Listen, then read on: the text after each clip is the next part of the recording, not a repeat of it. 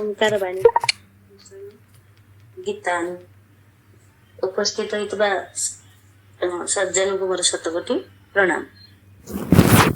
ओम नमो ब्रह्मदिभ्यो ब्रह्म विद्या संप्रदाय कर्तो वंशर्षिभ्यो महदिभ्यो नमो गुरुभ्यो सर्वप्लवरहित प्रज्ञानघन प्रत्यगर्थो ब्रह्मीवाहमस्मि।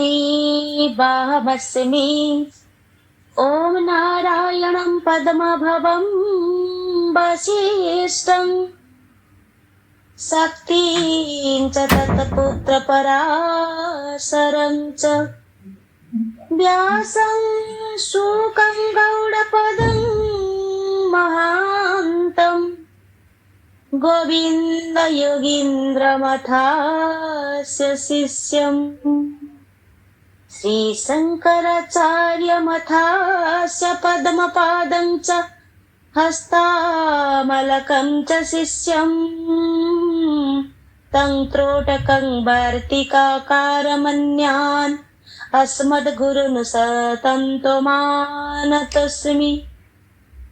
श्रुतिस्मृतिपुराणानामालयं करुणालयम्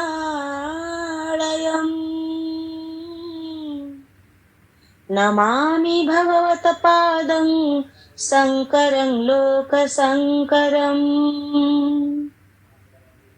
शङ्करं शङ्कराचार्यं केशवं बादरायणम् सूत्रभाष्यकृतो वन्दे भगवन्तौ पुनः पुनः।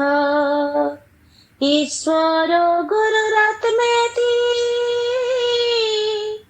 मूर्तिभेदविभागिने व्योमवद्व्याप्तदेहाय दक्षिणामूर्तये नमः। दक्षिणामूर्तये नमः।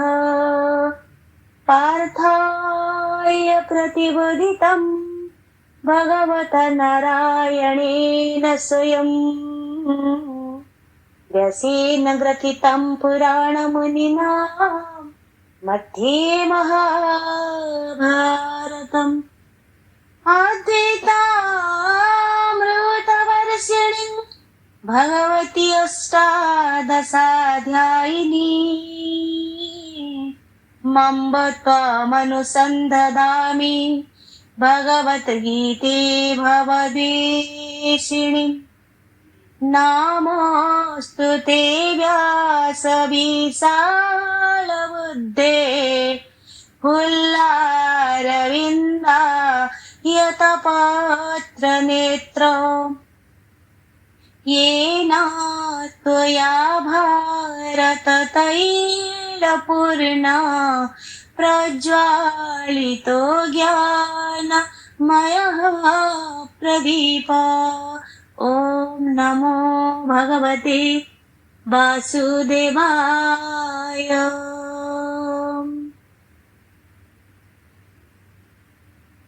श्रीमद् भगवद गीता अध्याय आमर आज अच्छी षष्ठ अध्याय ध्यान योग श्लोकांक 37, 38 एवं 39 व्याख्या करिबा पाई। तो पूर्वापर आलोचना रे आमे एतिकी रखिबा। आमर 35 श्लोक रे भगवान श्री कृष्ण अर्जुनकर मत को अनुमोदन करिसंती। मन निग्रहर उपाय बतैछंती 35 और 36 रे। से कहिथिले जे ए मन होची बड़ा चंचल, एको निग्रह करिया मध्य अति कठिन। तुमर ए भक्ति होची संपूर्ण ठीक, मात्र हे कुंती नंदन हे पार्थ अभ्यास और वैराग्य द्वारा एहाको आमे निग्रह करि परिबा। केमिति करा जाई परिबो ना हमर अभ्यास होची दी प्रकार। गोटे होची निजर ध्येय बा लक्ष्य रे मने लगेबा, आउ गोटे हूँ अन्य कौन चिंतन आसिले ताको उपेक्षा करदेबा आ सेथुर आमे उदासीन हो जिबा। आमे सब जानुथिबा शुणुथिबा देखुथिबा किंतु ताठार टिके पृथक रहुथिबा। पद्म पत्र रे जेन्हे जल चिर न रहे जेते बेल माने पद्मपत्र रे जल थाए, जल भी पद्मपत्र भितर थाए, केही काहाको स्पर्श करि पारंती ना काहेकि ना तार तेलिया युक्त पत्र जोगु जल स्पर्श करि पारे। ठीक सही परि आमे संसार भितर रहुथिबा, मन भी थिबो इंद्रिय थिबो किंतु मनटा टिके युक्त करि देथिबा कोथिर को ना शरीर भितर थिबा शरीर पई जो शरीर एई शरीर को माने उपादान जोगौछि। प्रथम कला द्वितीय कला जो जो आड़े मन जाउछि से सबुठारे निजर लक्ष्य को बा इष्ट को आमे दर्शन करिबा। आमे मनटा जुआड़े जाउछि जाउ, हाथ जाउछि सेवा माध्यम रे, पाद जाउछि तीर्थ सेवा रे, आखि जाउछि भगवत दर्शन रे, जिह्वा चाहुछि भगवानकर नैवेद्य भक्षण रे, नासार सुंदर सुगंध माने पाइबा पई इच्छा करुछि तेबे भगवानकर चंदन तुलसी अगुरु एई बासना को माने संपूर्ण भाव रे नासाग्र रे ग्रहण करिवो। तार चिंतन जेमिति हबो मन जुआड़े जुआड़े जीवो मन को केवल सेई रास्ता अभिमुखी करि परिबा। तेबे दीटा साधना व्यतीत मन लगेबार केतरा उपाय अछि। ता ध्यान करिबा पई बसिबा पूर्वरु साधक सर्वप्रथमे कोन करे ना 2-4 थर श्वास बाहर को बाहर करि दिए। काहेकि ना मन भीतर जो भावनाटा थाए मन भीतर संसार को संपूर्ण बाहर करने को पड़े। नबा द्वारा पेट भीतर जो श्वास बाहरी गला टिके शांत आसीबो। एबे मन कौन होला ना संसार आ चिंतन करिवनी।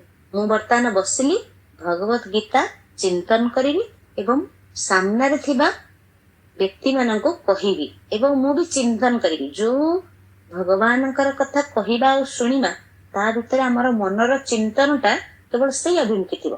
केवल भगवान को चिंतन करवा चिंतन रे आसुथिबा जेते सब विषय आसुची आखि कौन चाहूची मन कौन चाहूची प्रत्येक इंद्रिय सब इंद्रिय मानको भगवत अभिमुखी करवा। भगवान छड़ा मो मन रे आउ किछि आदो आसीबो तेणु मन रे आसीबो जे भगवान कर स्वरूप भगवत स्वरूप रे मु केवल आस्वादन करी वासुदेव सर्व ए संसार रे मु जहा देखिबी जहा चिंतन करिबी केवल वासुदेव।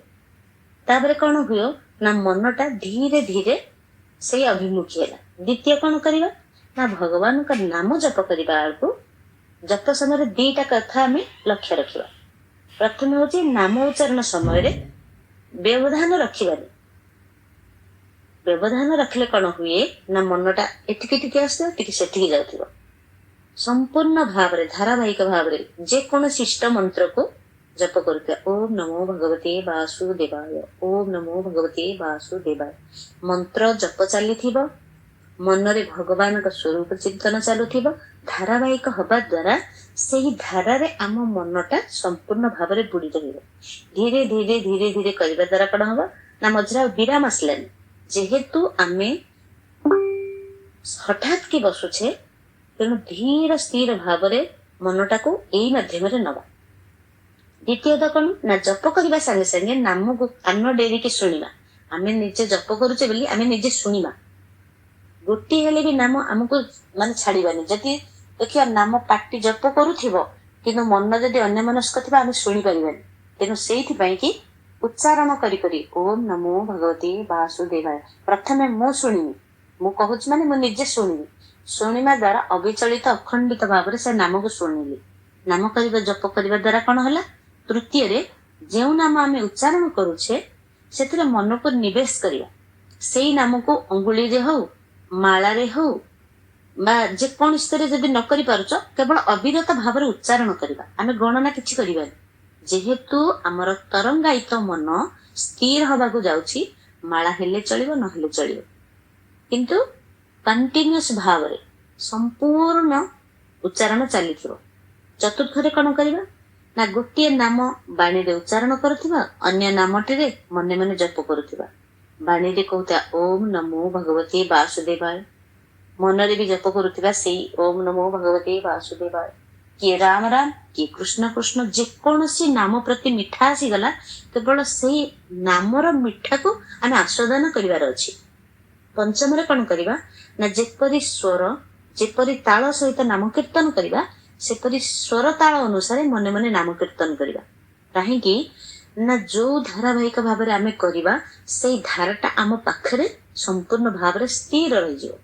षष्ठ कौन करवा ना चरण ठारू मुकुट पर्यंत भगवान पाद दर्शन कले आंठू कटी प्रदेश तापर उदर वक्षस्थल कंठ तांको मुख तांकर मयूर पुख माने संपूर्ण भाव में पुणी मुकुट ठारू चरण पर्यंत भगवान स्वरूप चिंतन करथिबा गोटे नाम नथिबा तांकर रूप को दर्शन करुथिबा गोटे नाम नथिया रूप को दर्शन करुथिबा गोटे गोटे अंगरे गोटे गोटे नाम स्मरण हेबा द्वारा मनटा धीर स्थिर हो जाए।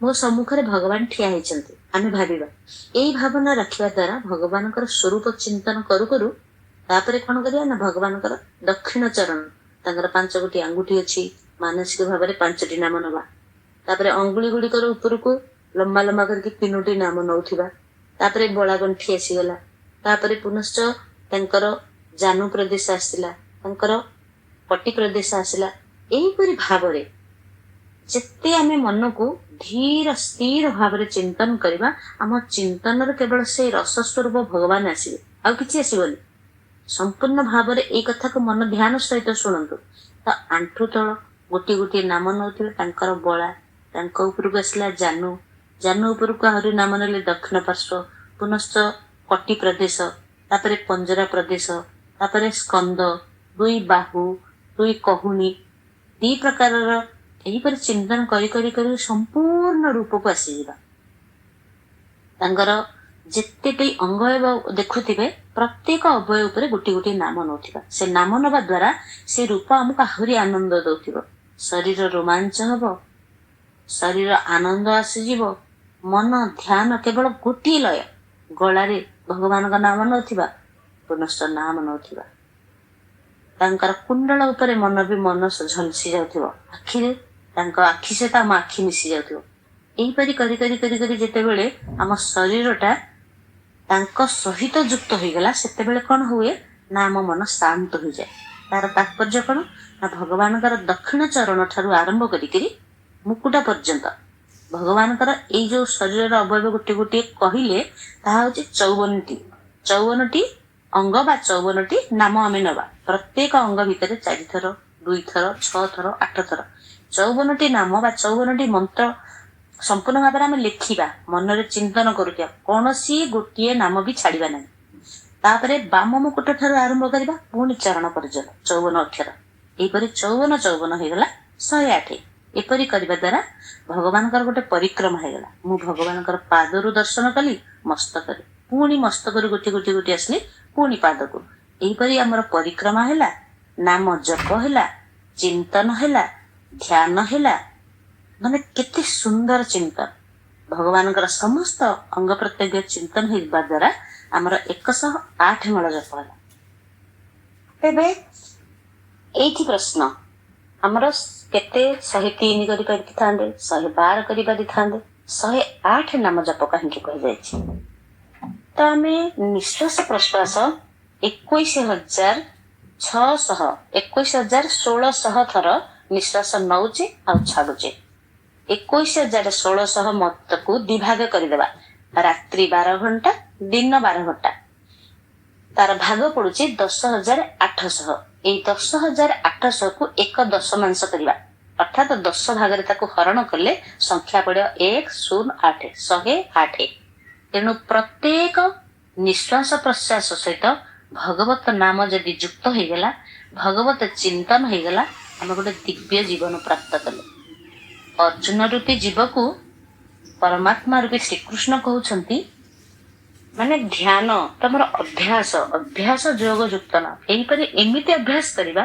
जो अभ्यास रे भगवान चिंतन होथिबो परिक्रमा होथिबो आनंद भी सृष्टि होथिबो एभली अभ्यास करिबा परे अनेक रूप आसीबो अनेक प्रणाली आसीबो अनेक चिंता आसीबो सबु चिंता को चिंतामणि के दबाक पड़िबो समस्त भावर रस को भावग्राही निकट रे समर्पण करने पड़िबो ଅଭ୍ୟାସରେ ଏମିତି ସହାୟତା ହୋଉକା ଦିନେ ବୈରାଗ୍ୟ ଆସିଯାଏ।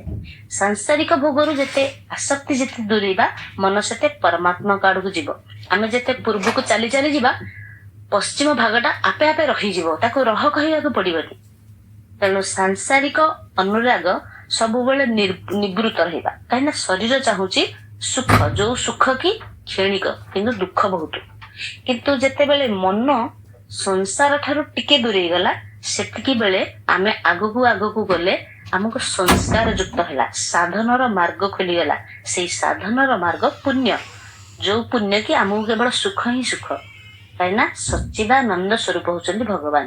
ସିଏ ହିଁ ସତ୍, ସିଏ ହିଁ ଚିତ୍, ସିଏ ହିଁ ଆନନ୍ଦ। ତାପରେ ବୈରାଗ୍ୟ ପ୍ରାପ୍ତିରେ ଆମେ କେତେଟା ଉପାୟ ତାର ଅଛି, କେତେଟା ନା 3ଟା। ପ୍ରଥମଟା ହଉଛି ସଂସାର ପ୍ରତିକ୍ଷଣ ବଦଳୁଛି କିନ୍ତୁ ସ୍ୱରୂପ କେବେ ବଦଳୁନି। ଭଗବାନ ଯେମିତି ଥିଲେ ସେମିତି ଅଛନ୍ତି, ସେମିତି ରହିଥିବେ। ଆମେ ଆସୁଛେ, ବଦଳୁଛେ, ପୁଣି ବଦଳୁଥିଲେ ପୁଣି ବଦଳିବା। ବୈରାଗ୍ୟ ଆସିବା ପାଇଁ ଏଇ 3ଟା କଥା ପ୍ରତି ମୁହୂର୍ତ୍ତରେ ମନେ ରଖିବା। କେମିତି? ସଂସାର ପ୍ରତିକ୍ଷଣ ବଦଳୁଛି, ଭଗବାନ ବଦଳୁ ନାହାନ୍ତି।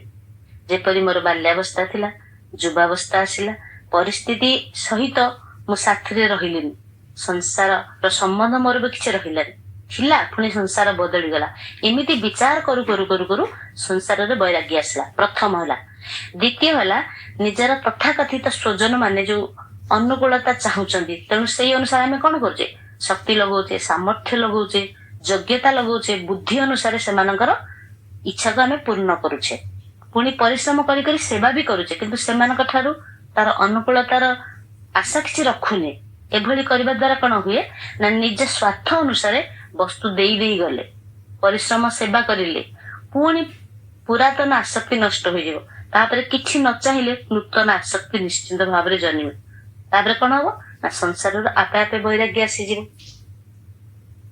ଏଇ ଚିନ୍ତନ ବାରମ୍ବାର ଯେତେ ହବ ସେଇ ଚିନ୍ତନରେ ବୈରାଗ୍ୟ ଆପେ ଆପେ ଆସିଯିବ। ତୃତୀୟ କଣ ନା ସାଂସାରିକ ରାଗ, ମାନେ ଯୋଉଟା କୁହାଯାଉଛି ଆଟାଚମେଣ୍ଟ, ଆସକ୍ତି।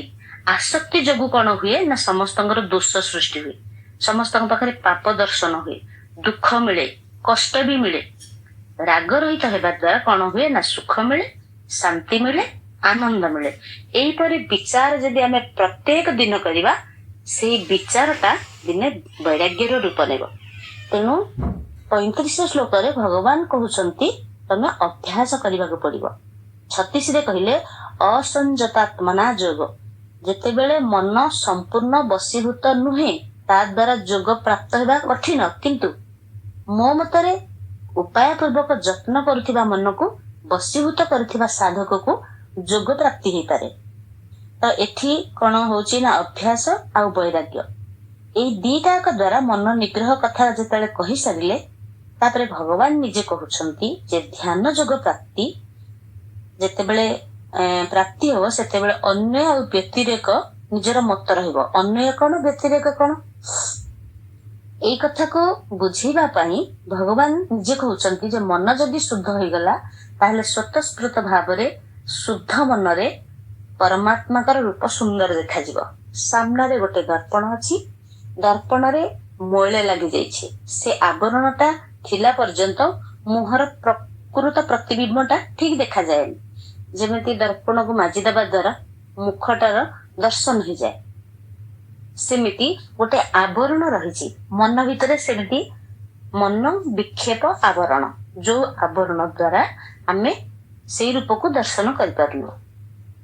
ଏବେ ତାର ଗୋଟେ ମାର୍ମିକ ସୁନ୍ଦର ଅର୍ଥ ମିଳିବ ଯେ ଅର୍ଜୁନ ମନର ଚଞ୍ଚଳତାକୁ ଧ୍ୟାନ ଯୋଗର ବିଘ୍ନ ମନେ କଲେ, ତାକୁ ରୋକିବା ପାଇଁ ବାୟୁକୁ ରୋକିବା ପରି ଅସମ୍ଭବ ବୋଲି କହିଲେ। ଯେ ଯଦି ମୋ ନିଶ୍ୱାସ ପ୍ରଶ୍ୱାସଟା ଯାଉଛି ଆସୁଛି ମୁଁ ତ ରୋକି ପାରୁନି, ତେବେ ଧ୍ୟାନରେ ଆସୁଥିବା ଚଞ୍ଚଳ ମନକୁ ମୁଁ ଜଗିବି କେମିତି? ସେଥିପାଇଁ ଭଗବାନ କଣ କଲେ ନା ମନ ନିଗ୍ରହ ନିମନ୍ତେ ଅଭ୍ୟାସ ଆଉ ବୈରାଗ୍ୟ ଏଇ 2ଟା କଥା ବତେଇଲେ।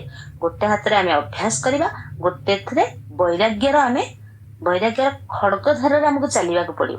ଚାଲିବା ଦ୍ୱାରା କଣ ହୁଏ ନା ଆମର ସେହି ତରିକାରେ ଆମ ରାସ୍ତାଟା କଟିଯାଏ। ଯେମିତି ପ୍ରାତଃ କାଳରେ ଆମେ ଉଠିଲା ପରେ ସ୍ନାନାଦି ଶୌଚ କର୍ମ କଲେ, ତାପରେ କିଛି ସମୟ ଭଗବାନଙ୍କର ପୂଜନ କଲେ, କିଛି ନାମ ଜପ କଲେ, କିଛି ଭାଗବତ ରସ ଆସ୍ୱାଦନ କଲେ, ତାପରେ କିଛି ଜଳ ଯୋଗ ହୋଇଗଲା ପରେ କିଛି କର୍ମରେ ଲାଗିଗଲେ, ପୁନଶ୍ଚ ମଧ୍ୟାହ୍ନ ପାଇଁ ପ୍ରସ୍ତୁତି କଲେ, ପୁଣି ପୁଣି ଘର କର୍ମର ବିଭିନ୍ନ ପ୍ରକାରର ଟାଇମ ବାଇ ଟାଇମ ଆମେ ଯେମିତି କାମରେ ନିଯୁକ୍ତ କରିଦେଇଛେ, ତେବେ କଣ ହେଲା ନା ପ୍ରତ୍ୟେକ ସମୟରେ ପ୍ରତ୍ୟେକ କର୍ମକୁ ଆମେ ବାଣ୍ଟି ଦେଲେ। ତେବେ କଣ ହେଲା ନା ଅଭ୍ୟାସ ଧାଡି ବାଇ ଧାଡି ପଡିଗଲା।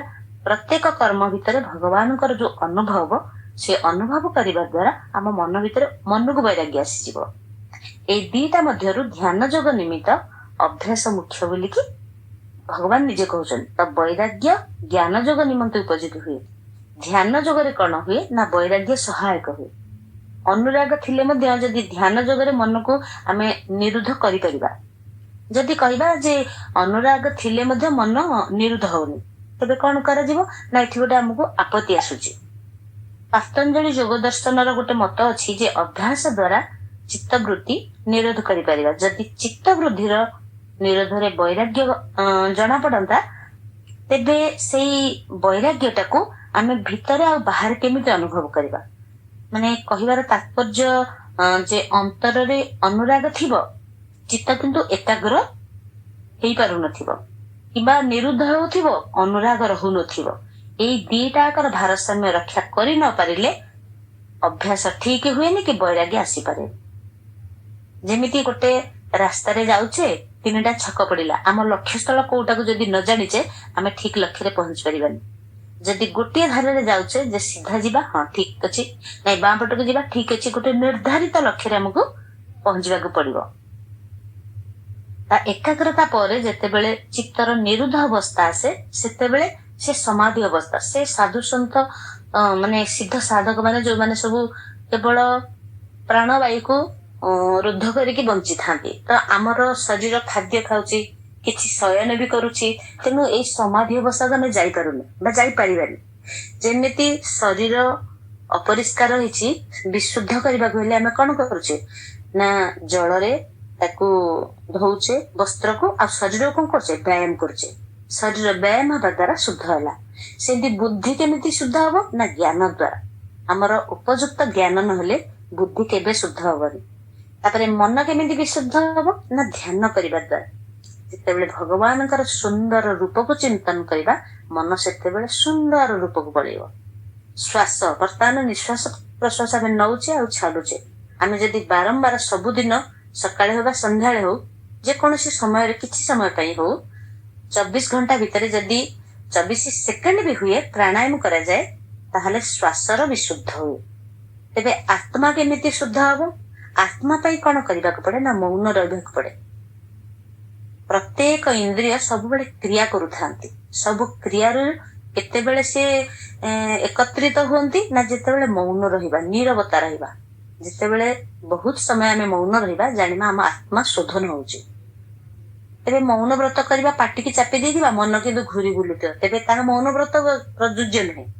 ତେଣୁ ମନକୁ ପୁରା ସମ୍ପୂର୍ଣ୍ଣ ଭାବରେ ସବୁଥିରୁ ନୀରବ ରଖିବାକୁ ପଡିବ। ଆଖି କମ ଦେଖିବ, କେବଳ ଭଗବତ ରୂପ ଦେଖିବ। କାନ ସଂସାରର ବାହ୍ୟ ଶବ୍ଦକୁ କମ ଶ୍ରବଣ କରିବ ଏବଂ ଭଗବତଙ୍କ ଯୋଉ ଭଗବାନଙ୍କୁ ଆମେ ଭଲ ପାଉଛେ ତାଙ୍କର ଗୋଟେ ସୁନ୍ଦର, ଶ୍ରୀକୃଷ୍ଣଙ୍କୁ ଭଲ ପାଇଲେ ତାଙ୍କ ବଂଶୀ ଧ୍ୱନି, ଶିବଙ୍କୁ ଭଲ ପାଇଲେ ଡମରୁ ଧ୍ୱନି, କିଛି କୌଣସି ଯଦି ମନ ଭିତରେ ଆସୁଛି କେବଳ ଓଙ୍କାର ଶବ୍ଦ ବି ଚିନ୍ତନରେ ରହିବ। ତେବେ ସେହି ନୀରବତା ଭିତରେ ଶବ୍ଦକୁ କେବଳ ଶ୍ରବଣ କରିବା, ତେବେ ଆତ୍ମା ହିଁ ବିଶୁଦ୍ଧ ହବ। ତାପରେ ଆମର ଧନ, ଭଗବାନ ଦେଇଛନ୍ତି ଧନ। ଧନ କେମିତି ବିଶୁଦ୍ଧ ହବ ନା ଦାନ କରିବା ଦ୍ଵାରା। ଆମକୁ ଧନ ଦିଆଯାଇଛି ନିଜ ସ୍ୱାର୍ଥ ପାଇଁ ବ୍ୟବହାର କରିବା ଏବଂ ପରିବାରରେ ଖର୍ଚ୍ଚ କରିବା ପାଇଁ ନିଜର ଦବା, କିଛି ଭବିଷ୍ୟତ ପାଇଁ ରଖିବା, ଆଉ କିଛି ଜଗତ କଲ୍ୟାଣ ପାଇଁ କରିବା। ଦାନ 4 ଭାଗରେ କରାଯାଇଛି। ଏଇ 4 ଭାଗ କରିବା ଦ୍ଵାରା କଣ ହୁଏ? ଦାନଟା ବିଶୁଦ୍ଧ ହୁଏ। ଖାଦ୍ୟ, ଖାଦ୍ୟ ଆମେ ଜୈସେ ଖାଇବେ ଅନ୍ନ ऐसा ହବେ ମନ। ଆମେ ଯେମିତି ଖାଦ୍ୟ ଖାଇବା ସେମିତି ମନ ନିଶ୍ଚିନ୍ତ ଭାବରେ ହେବ। ଆମେ ଯଦି ଉପବାସ କରିଛେ, ମନ୍ଦିରକୁ ଯାଉଛେ, ମଠ ଆଶ୍ରମରେ ପ୍ରସାଦ ପାଉଛେ, ମନଟା ନିଶ୍ଚିନ୍ତ ଭାବରେ ସକାରାତ୍ମକ ବା ସାତ୍ବିକ ରହିବ। ଯଦି ହୋଟେଲରେ ତାମସିକ ରାଜସିକ ମାନେ ତେଲ ଅଧିକ, ମସଲା ଅଧିକ ବା ଯେକୌଣସି ଭାବନାରେ ଜଡିତ ବ୍ୟକ୍ତି ରୋଷେଇ କରିଥାଏ, ସେ ଖାଦ୍ୟ ଖାଇବା ଦ୍ଵାରା କଣ ହୁଏ ନା ମନରେ ସେଇ ଭାବନା ହିଁ ଯୁକ୍ତ ହୋଇଯାଏ। ତେଣୁ ଖାଦ୍ୟ ସକାରାତ୍ମକ ଭାବନା ଦ୍ଵାରା ଶୁଦ୍ଧ ହୋଇଥାଏ। ପ୍ରକୃତରେ ଧ୍ୟାନ ଯୋଗର ସିଦ୍ଧି ପାଇଁ ମନକୁ ବଶୀଭୂତ କରିବା ବା ଶୁଦ୍ଧ କରିବା ଯେତେ ଆବଶ୍ୟକ ପଡେ, ନିଗ୍ରହ କରିବା ସେତେ ଆବଶ୍ୟକ ନୁହେଁ। ମନରେ ବିଷୟ ପ୍ରତି ଅନୁରାଗ ନ ରହିବା ହିଁ ଶୁଦ୍ଧ କରିବା। ତ ଯିଏ ମନ ଶୁଦ୍ଧ କରିସାରିଛି ତାର ଧ୍ୟାନ ବି ସିଦ୍ଧ ହେଇଯିବ। ତାପରେ ନିଜେ ଭଗବାନ କହୁଛନ୍ତି ଯେ ବୃତ୍ତି ନିରୋଧ କଲେ ବୃତ୍ତିର ସତ୍ତା ଦୃଢ ହୁଏ। କାରଣ ବୃତ୍ତିର ସତ୍ତା ସ୍ୱୀକାର କରୁଥିବାରୁ ନିରୋଧ କରିବାକୁ ପଡୁଛି। ତା ସ୍ୱରୂପରେ କୌଣସି ବୃତ୍ତି ନାହିଁ। ତ ଏଇ ଶବ୍ଦ ଗୁଡାକ କଠିନ ଅଛି, ତାକୁ ସରଳରେ ଆମେ କେମିତି ବୁଝିବା ନା, ଯଦି ମନ କାହାକୁ ଖୋଜୁଛି, କୌଣସି ବସ୍ତୁକୁ ଖୋଜୁଛି, କୌଣସି ପାଇବାର ଆଶାର ପଛରେ ଗୋଡେଇଛି, ତେବେ ମନକୁ ଚିନ୍ତନ କଲେ, ଭଗବତ ନାମ ଚିନ୍ତନ କଲେ ଧୀରେ ଧୀରେ କମି ଯାଇପାରେ। କିନ୍ତୁ ତାକୁ ସମ୍ପୂର୍ଣ୍ଣ ଭାବରେ ଶୁଦ୍ଧ, ସାତ୍ବିକ, ସକାରାତ୍ମକ ଭାବରେ ଯଦି ଆମେ ଚିନ୍ତନ କରିବା ତାହା ସରଳ ହବ। ତାପରେ ଭଗବାନ ନିଜେ କହୁଛନ୍ତି, ଯାହାର ଅନ୍ତଃକରଣ ପୂର୍ଣ୍ଣ ଭାବରେ ବଶୀଭୂତ ନୁହେଁ, ଯାହାର ପ୍ରଯତ୍ନ ହଉଛି ଶିଥିଳ, ପୁରା ଧୀର, ତା ପାଇଁ ଯୋଗ ପ୍ରାପ୍ତି କଠିନ ହୁଏ। ଅର୍ଜୁନ ଏବେ 2ଟା ଶ୍ଲୋକରେ ଏହାର ପ୍ରଶ୍ନ ପଚାରିବେ। ବର୍ତ୍ତମାନ ଆଜିର ଶ୍ଲୋକକୁ ଆମେ ଆଲୋଚନା କରିବା ପାଇଁ ଆସୁଛେ। ଅର୍ଜୁନ ଉବାଚ, ଅର୍ଥାତ ଅର୍ଜୁନ କହୁଛନ୍ତି ଯେ ପ୍ରଭୁଙ୍କୁ ପ୍ରଶ୍ନ ପଚାରିବେ। ସେ ବର୍ତ୍ତମାନ ଉତ୍ତର ଦେଇଦେଲେ ଉଦାହରଣ ମାଧ୍ୟମରେ। ବର୍ତ୍ତମାନ 2 ପ୍ରଶ୍ନ ପଚାରିବେ, 37 ଏବଂ 38 ଶ୍ଲୋକ। କଣ ସେ ଶ୍ଲୋକ 2ଟି? 37 ଶ୍ଲୋକରେ ଅର୍ଜୁନ ଉବାଚ अयति श्रद्धयोपेतो योगाचलितमानसः अप्राप्य योगसंसिद्धिं कां गतिं कृष्ण गच्छति। ताले अन्वय अर्थ आमे जानिमा। अर्जुन उवाच, अर्थात अर्जुन कहिले, कृष्ण हे कृष्ण, श्रद्धया उपेतः, ଯାହାର ସାଧନାରେ ଶ୍ରଦ୍ଧା ଅଛି, ଅଯତି କିନ୍ତୁ ପ୍ରଯତ୍ନ ଶିଥିଳ, ଯାହାର ଅନ୍ତକାଳରେ ଏଇ ଧୀର ଭାବ ରହେ। ଆମେ କେତେବେଳେ ଅନ୍ତକାଳ ଆସିବା ଆମେ ଜାଣିନେ। ତ ଅନ୍ତକାଳରେ ଯୋଗାତ୍ ଅର୍ଥାତ ଯୋଗରୁ, ଚଳିତ ମାନସଃ ବିଚଳିତ ମନ ହୋଇଯାଏ, ତେବେ ଯୋଗ ସଂସିଦ୍ଧମ ଯୋଗ ସିଦ୍ଧି, ଅପ୍ରାପ୍ୟ ପ୍ରାପ୍ତ ନ କରି ସେ କାର୍ଯ୍ୟକୁ କଣ କରାଯାଏ ନା କାମ ଅର୍ଥାତ କେଉଁ, ଗତିମ ଅର୍ଥାତ ଗତି, ଗଚ୍ଛତି ଲାଭ କରେ। ତାର ସାଧାରଣ ଅର୍ଥ ହେଲା, ଅର୍ଜୁନ କହିଲେ ହେ କୃଷ୍ଣ, ଯାହାର ସାଧନାରେ ଶ୍ରଦ୍ଧା ଥିଲେ ମଧ୍ୟ ପ୍ରଯତ୍ନ ହଉଛି ଶିଥିଳ ଅର୍ଥାତ ଧୀର, ମନ୍ଥର, ସିଏ ଯଦି ଅନ୍ତକାଳରେ ଯୋଗରୁ ବିଚଳିତ ମନ ହୋଇଯାଏ, ତେବେ ଯୋଗ ସିଦ୍ଧି ପ୍ରାପ୍ତ କରି ନ ପାରି ସେ କେଉଁ ଗତି ଲାଭ କରେ। ଅର୍ଜୁନ ହଉଛି ଏଠାରେ ଜୀବ, ଜୀବର ସ୍ୱରୂପ ଯାହା ସେ ପରମାତ୍ମାଙ୍କୁ ପଚାରୁଛି। ଅଯତି ଶ୍ରଦ୍ଧୟୋପେତ ଯୋଗାଚଳିତ ମାନସ, ଯେଉଁ ସାଧକର ସାଧନାରେ ଅର୍ଥାତ ମୁଁ ଜପ କଲି, ଧ୍ୟାନ କଲି, ସତ୍ସଙ୍ଗ କଲି, ସ୍ୱାଧ୍ୟାୟ କଲି, ଏଥିରେ ଯୋଉ ରୁଚି ଅଛି, ଯୋଉ ଶ୍ରଦ୍ଧା ଅଛି, ସେ ସବୁକୁ ମଧ୍ୟ ସେ ପାଳନ କରୁଥାଏ। କିନ୍ତୁ ଅନ୍ତଃକରଣ ଆଉ ବହିକରଣ ବଶୀଭୂତ ନଥିବାରୁ ସାଧନାରେ ଶିଥିଳତା ଥାଏ ବା ତତ୍ପରତା ନଥାଏ। ଏପରି ସାଧକର ଅନ୍ତକାଳରେ ସଂସାର ପ୍ରତି ଅନୁରାଗ ଥିବାରୁ, ବିଷୟ ଚିନ୍ତା ହେବାରୁ ସେ ଯଦି ନିଜ ସାଧନାରୁ ବିଚଳିତ ହେଇଗଲା, ନିଜ ଧ୍ୟେୟରେ ସ୍ଥିର ହୋଇପାରିଲାନି, ତେବେ ତାର କେଉଁ ଗତି ହେବ। ବର୍ତ୍ତମାନ ମୁଁ ବସିକି ଜପ କଲି, ଜପ କଲା ସମୟରେ ମୁଁ ଧ୍ୟାନ କରିବା କଥା ଭଗବାନଙ୍କର ସେଇ ମନ୍ତ୍ର ସହିତ ରୂପକୁ, କିନ୍ତୁ ମୁଁ ବସିକି ଜପ କରିବା ଭିତରେ ଚିନ୍ତନ କରୁଛି ଆଉ କିଛି। ତେବେ କଣ ହେଲା ନା ମନ ଗୋଟେଠି, ଜପ ଧ୍ୟାନ ଆଉ ଗୋଟେଠି। ତେବେ ଏଇ ମନ କେବେ ଯୋଗରେ ଯୁକ୍ତ ହେଇପାରିବନି। ଏଥିରେ ଶ୍ରଦ୍ଧା ନାହିଁ। ଶ୍ରଦ୍ଧା ବିହୀନ ଏବଂ ଏଇ ଚିତ୍ତ ସ୍ଥିର ନଥିବା ମନ କେବେ ଏଇ ରାଜ୍ୟକୁ ଯାଇପାରିବନି। ଅପ୍ରାପ୍ୟ ଯୋଗ ସଂସିଦ୍ଧି କାଂ ଗତି କୃଷ୍ଣ ଗଚ୍ଛତି। ବିଷୟାସକ୍ତି ଅସାବଧାନତା ହେତୁ ଅନ୍ତକାଳରେ ମନ ବିଚଳିତ ହୁଏ ଆଉ ସାଧନାରୁ ବିଚ୍ୟୁତ ହୁଏ, ଯାହାକୁ ଯୋଗ ସଂସିଦ୍ଧି ବା ପରମାତ୍ମା ପ୍ରାପ୍ତି ହେଲାନି। ତାହେଲେ ଏଇ ଜୀବଟା କୋଉ ଗତି ପାଇବ? ମୁଁ ମାଳା ଧରିଛି, ମୁଁ ଗେରୁଆ ବସ୍ତ୍ର ପିନ୍ଧିଛି, ମୁଁ ସାତ୍ବିକ ଭୋଜନ ଗ୍ରହଣ କରୁଛି, ଚିନ୍ତନ କଲା ବେଳେ ସଂସାର ଚିନ୍ତନ କରୁଛି, ତେବେ କଣ ହେଲା ନା ରେଜଲ୍ଟ ଇଜ 0। ବର୍ଷ ବର୍ଷ ପାଠ ପଢୁଥିବି, ପରୀକ୍ଷାରେ ଫେଲ। ତେବେ ସେ ପାଠ ପଢା ମୋର ସ୍ଥିର ନଥିଲା, ମୋର ଅଭ୍ୟାସ ଦୃଢ ନଥିଲା, ମୋର ବୈରାଗ୍ୟ ସ୍ଥିର ନଥିଲା, ତେଣୁ ଫଳ ମିଳିଲା 0। ତାତ୍ପର୍ଯ୍ୟ ହେଲା ପାପ କର୍ମ ଛାଡି ଦେଇଥିବାରୁ ନରକକୁ ଯାଇପାରିବା ନାହିଁ, ସ୍ୱର୍ଗ କାମନା ନଥିବାରୁ ସ୍ୱର୍ଗକୁ ମଧ୍ୟ ଯାଇପାରିବାନି। ନା ଆମେ ଭଲ କାମ କରିପାରିକି ନା ଆଗକୁ ଯାଇପାରିଲେ, ନା ମନ୍ଦ କାମ କରିକି ଆମେ ପଛରେ ରହିଗଲେ। ଶ୍ରଦ୍ଧା ପୂର୍ବକ ସାଧନାରେ ଥିବାରୁ ଯାହାର ପୁନର୍ଜନ୍ମ ମଧ୍ୟ ହେଇପାରିବନି। ଏଇ ଅନ୍ତ ସମୟରେ ପରମାତ୍ମାଙ୍କର ସ୍ମୃତି ନ ରହିବାରୁ, ଅନ୍ୟ ଚିନ୍ତନ ନ ହେବାରୁ ପରମାତ୍ମା ପ୍ରାପ୍ତି ମଧ୍ୟ ହେଲାନି। ତେବେ ତାର ଗତି କଣ ହବ? କୃଷ୍ଣଙ୍କୁ ପଚାରୁଛନ୍ତି ଅର୍ଜୁନ। ଏଇ ଯୋଉ ପ୍ରଶ୍ନଟି ଅଛି, ମତେ ତୁମେ ଅଭ୍ୟାସ କହିଲ, ବୈରାଗ୍ୟ କହିଲ, ବର୍ତ୍ତମାନ ମୁଁ ଧୀର ସ୍ଥିର ହେଇପାରୁନି, ମୋ ଗତି କଣ ହବ? କୃଷ୍ଣ ସମ୍ବୋଧନ କରିବାର ତାତ୍ପର୍ଯ୍ୟ ଏଠି କଣ ହେଲା ନା ଆପଣ ସମସ୍ତ ପ୍ରାଣୀଙ୍କୁ ଆକର୍ଷଣ କରନ୍ତି, ସେମାନଙ୍କର ଗତି ଆଗତି ଜାଣନ୍ତି। ସେଇ ଗତି ବିଷୟରେ ଯିଏ ଜାଣନ୍ତି ସିଏ ହଉଛନ୍ତି କୃଷ୍ଣ। ଆକର୍ଷୟତି କୃଷ୍ଣ। ହେ କୃଷ୍ଣ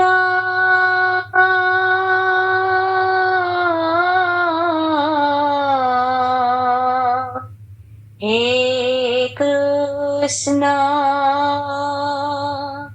हे कृष्ण तुम्हें बंसी स्वन मु अभिमान तुम्हें आकर्षण मु समर्पण तुम्हें आकर्षण मु समर्पण हे कृष्ण हे कृष्ण हे कृष्ण तुम्हें मो भरोसा मास मु तुम कदम्ब मुझे आकुल हृदय तुम्हें अनुभव तुम्हें जग क्षेम मु मधु लग्न तुम्हें सर्वधाम मु अन्वेषण तुम्हें सर्वनाम मु संबोधन हे कृष्ण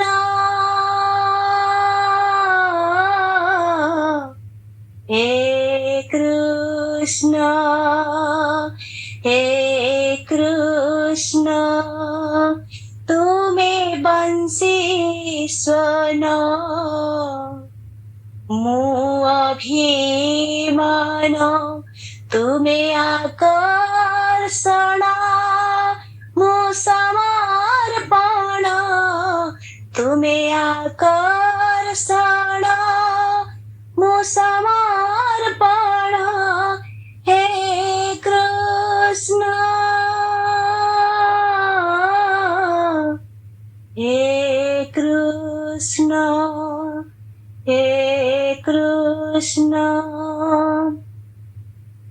प्रभु मु तुम पाई जेतेबेले तुम्हें जेतेबेले आकर्षित होई मो हृदय को प्रवेश करुच मु सेतिबेले समर्पण हो जाउछि।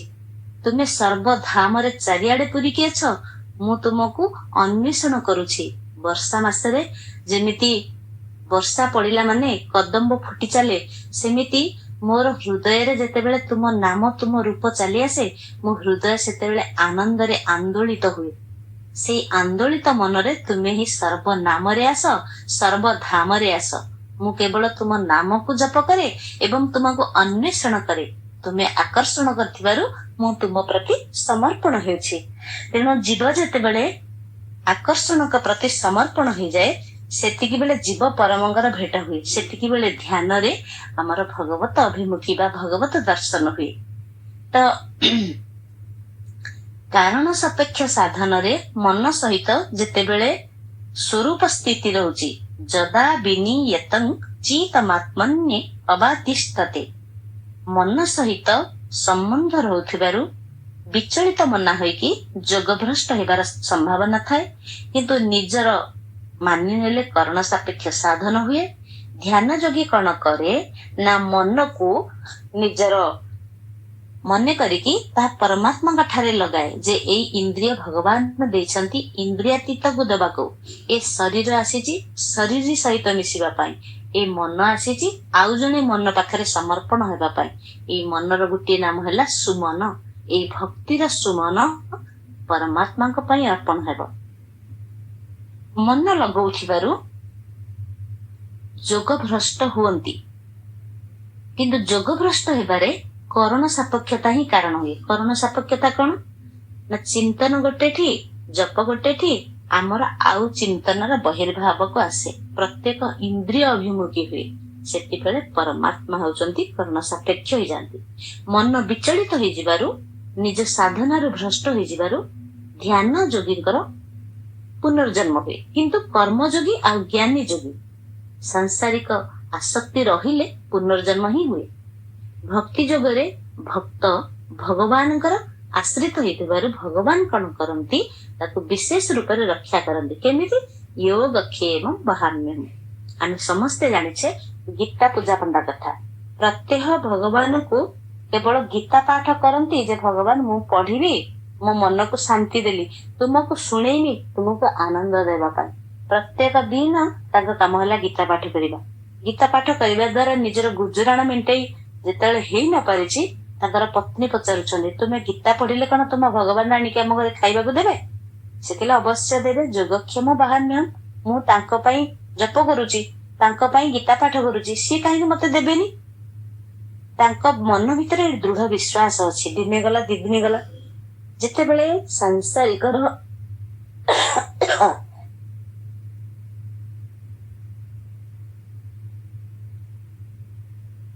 ସାଂସାରିକ ବିଷୟବସ୍ତୁର ଅଭାବ ହୁଏ, ଶରୀରର କିଛି ଗୁଜୁରାଣ ମେଣ୍ଟି ପାରେନି, ମନରେ କ୍ରୋଧ ସୃଷ୍ଟି ହୁଏ।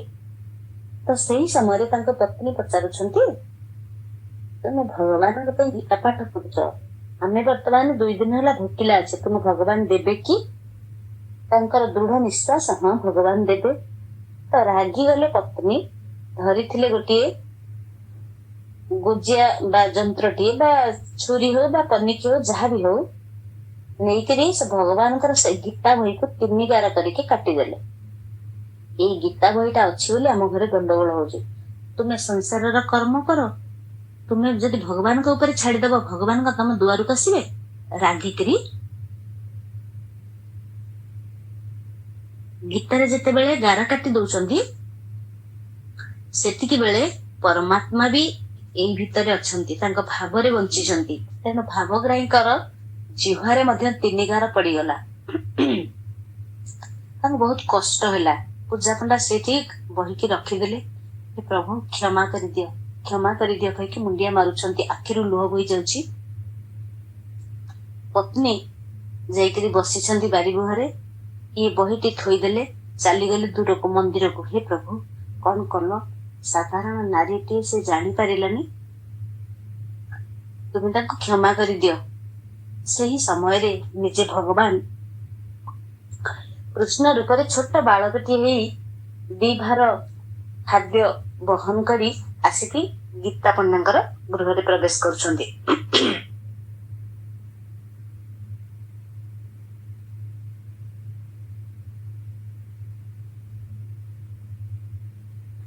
ଯେତେବେଳେ ଭାରକୁ ଆଣିକି ଆସୁଛନ୍ତି ସେତେବେଳେ ତାଙ୍କ ପତ୍ନୀ ପଚାରିଲେ ତୁମେ କିଏ? ନା ମତେ ପୂଜା ପଣ୍ଡାଙ୍କର ସାଙ୍ଗ ପଠେଇଛନ୍ତି, ଆଜି ପ୍ରସାଦ ନିଜେ ବନେଇକି ଦେଇଛନ୍ତି, ଆଉ ଆପଣ ଆଜି ପାଇବେ। ସେ କହିଲେ ହଁ ତାହେଲେ ପଠେଇଥିବେ ବୋଧେ, କାହାକୁ କହିଥିବେ। ତେଣୁ ଘରକୁ ନେଇଗଲେ। ବ୍ୟଞ୍ଜନ ଖାଲି ମହମହ ବାସୁଛି। ସୁନ୍ଦର ସ୍ଵାଦିଷ୍ଟ ବ୍ୟଞ୍ଜନକୁ ଦେଖିକି ତାର ବହୁତ ଲୋଭ ବଢିଲା। ସ୍ୱାମୀ କୁଆଡେ ଗଲେ? ସତରେ ସେ କହୁଥିଲେ ସବୁ ପ୍ରସାଦକୁ ଘର ଭରି ଫୁଲ କରିଦେଲେ। ତାପରେ ଆସିକି ପୁଅଟିକୁ କହିଲେ ପୁଅ ଆସୁନୁ, ତୁ କିଛି ଭୋଜନ କରିଦବୁ, ତୁ ଦେହ ଯାକ ଝାଳ ହେଇଯାଇଛି, ତୁ ବି ଭୋଜନ ଆମ ସାଥିରେ ଆଶା କରିବୁ। ତ ଝାଳ ପୋଛି ଦଉଛନ୍ତି। କହିଲେ ନାଇଁ ମା, ମୁଁ ପ୍ରସାଦ ପାଇପାରିବିନି। ଆରେ କାହିଁ ପାଇପାରିବୁନି? ନା ମୋ ଜିଭକୁ ଦେଖୁନ, ଜିଭଟାକୁ ଯେତେବେଳେ ଲମ୍ବେଇ ଦେଇଛନ୍ତି 3ଟା ଗାର ପଡିଛି, ରକ୍ତାକ୍ତ ଗାର। ଇଏ ପୁରା ଆଶ୍ଚର୍ଯ୍ୟ ହେଇଗଲେ, ଆରେ କିଏ ସେ ତୋ ଜିଭକୁ ଏମିତି କାଟିଲା? ସେ ପୁରା ରାଗିଗଲେ, କହିଲେ ତାକୁ ଯଦି ମୁଁ ଏଇନେ ଦେଖନ୍ତି ତାହେଲେ ମୁଁ ମାରି ପକେଇଥାନ୍ତି।